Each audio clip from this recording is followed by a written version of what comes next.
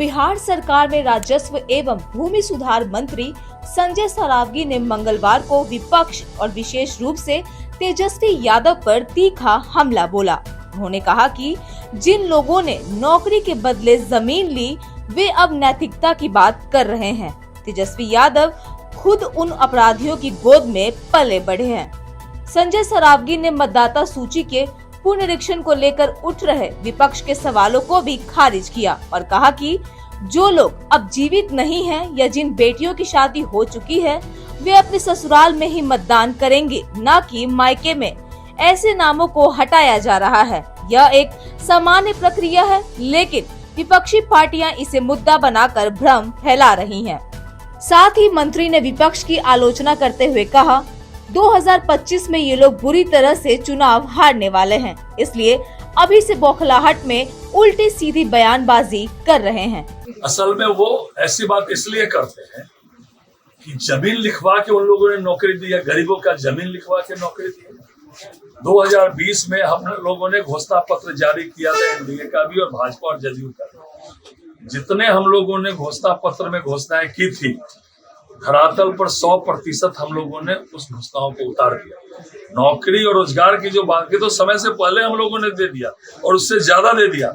और आज कैबिनेट में, मैं भी उस कैबिनेट में अपने आप को सौभाग्यशाली मानता हूं कि उस कैबिनेट का मैं भी अंग था, जो हम लोगों ने कहा है कि 25 से 30 के बीच में 1 करोड़ सरकारी नौकरी और रोजगार देंगे। और उसके लिए हम लोगों ने कमेटी बना दी बिहार के विकास आयोग की अध्यक्षता में, और उसमें अधिकांश विभागों के, प्रमुख विभागों के अपर मुख्य सचिव और प्रधान सचिव को रखा है।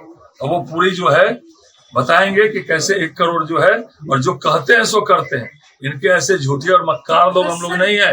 जो विपक्ष के नेता हैं वो अपराधी और सजा याफ्ता के गोद में पले बढ़े और बड़े हुए, तो उनकी भी मानसिकता वैसी है, वैसी बातें वो करते हैं। जमीन सर्वे मामले को लेकर जो नोटिफिकेशन आया 35 लाख लोगों के नाम कटे, निश्चित रूप से मतदाता सूची का पुनरीक्षण का कार्य चल रहा है। प्रत्येक मतदाता को सत्यापित करने का काम चल रहा है।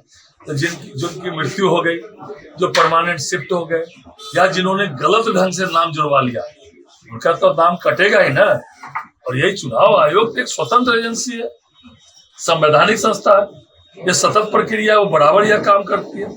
स्पष्ट रूप से चुनाव आयोग का काम कहना है कि जो सही है वो जुड़े, वो कटे नहीं, और जो गलत है वो जुटे नहीं। जता रही है लगातार, तेजस्वी यादव कह रहे हैं कि ये सब चुनावी रणनीति है। वो चुनावी क्या, इसमें चुनावी वो क्या चाहते रोहंगरिया बांग्लादेशी का नाम जुड़े? लालू यादव जी ने तो कहा था 1992 में, मेरे पास वो अखबार की कटिंग भी है, कि बांग्लादेशी किसी हालत में भी जुड़ना नहीं चाहिए, बांग्लादेशी घुस रहे हैं, घुसपैठिए हैं, उसको भगाओ। और आज ये बदल के और पलटी मार क्यों हो रहा है? इसीलिए स्पष्ट रूप से चुनाव आयोग को अधिकार है, उस अधिकार का इस्तेमाल करके प्रत्येक मतदाता का सत्यापित चुनाव आयोग कर रहा है। और जो सही है, अगर कोई गलत है तो उसका नाम कटेगा, और जो सही है निश्चित रूप से मामला सामने आ रहा है सर, जो जमीन मामले को लेकर जो सीओ को बैठना चाहिए रेगुलर ऑफिस में, वो बैठते नहीं है। ये सुनिश्चित करवा रहे हैं।